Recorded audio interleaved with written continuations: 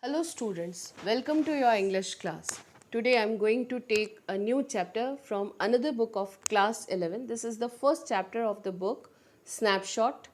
The name of the chapter is The Summer of the Beautiful White Horse, written by William Saron.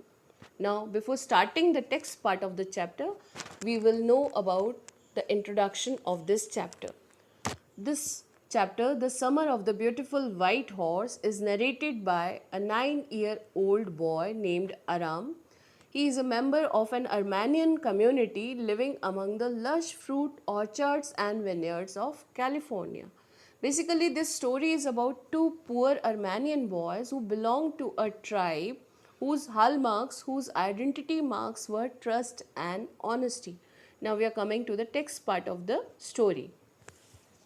One day back, there in the good old days, when I was 9 and the world was full of every imaginable kind of magnificence, and life was still a delightful and mysterious dream, my cousin Murad, who was considered crazy by everybody who knew him except me, came to my house at 4 in the morning and woke me up tapping on the window of my room.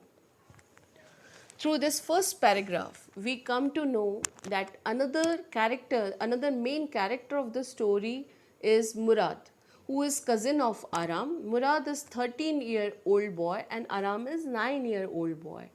And the thing which we come to know about Murad is he was considered crazy by everybody who knew him except Aram. And Aram is telling about himself that he was so small that the world was a magnificent place for him and he could imagine every dream. So here now Murad came at 4 in the morning and calling Aram. Aram, he said. I jumped out of bed and looked out of the window. I could not believe what I saw. Aram is telling you his feeling what he saw outside the window. It wasn't morning yet, but it was summer, and with daybreak, not many minutes around the corner of the world, it was light enough for me to know I wasn't dreaming. He means to say, in the sufficient light of 4 o'clock morning, what he saw was unbelievable for him. My cousin Murad was sitting on a beautiful white horse. This was the scene which was unbelievable for him. I struck my head out of the window and rubbed my eyes. He rubbed his eyes in order to make himself believe that what he was looking to is true. Yes, he said in Armenian. Murad said in Armenian, It's a horse. You are not dreaming. Make it quick. Come fast if you want to ride. He offered Aram to come for riding. I knew my cousin Murad enjoyed being alive more than anybody else who had ever fallen into the world by mistake. But this was more than even I could believe. Further, he is explaining how Murad was. According to him, Murad was the kind of boy who wanted to enjoy every moment of his life. But what he was looking at the moment was more than he could believe. In the first place, now he is giving further the reasons for his disbelief. In the first place, the first reason of disbelief for him was my earliest memories had been memories of horses and my first longings had been longings to ride. Here he is saying that since childhood, his first and last desire was to ride a horse, and now it was like a dream come true when he got an offer from Murad to ride a horse. This was the wonderful part. Another reason of disbelief now he is giving. In the second place, we were poor. This was the another reason why he could not believe what he saw. The this part this was the part that would not permit me to believe what I saw.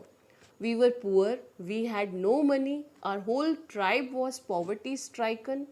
Every branch of the Garoglanian family was living in the most amazing and comical poverty in the world.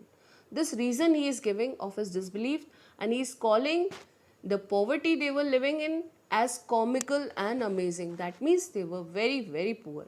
Nobody could understand where we ever got money enough to keep us with food in our bellies, not even the old men of the family. He means to say that they were so poor that they could not even get enough food to fill their bellies. So, how could they buy a horse? We had been famous for our honesty for something like 11 centuries. Now, he is explaining the legacy of their honesty, as they were famous for honesty since 11 centuries. Even when we had been the wealthiest family in what we liked to think was the world, we were proud first, honest next, and after that we believed in right and wrong. All these reasons he is giving about his tribe why he could not believe what he saw. None of us would take advantage of anybody in the world, let alone steal.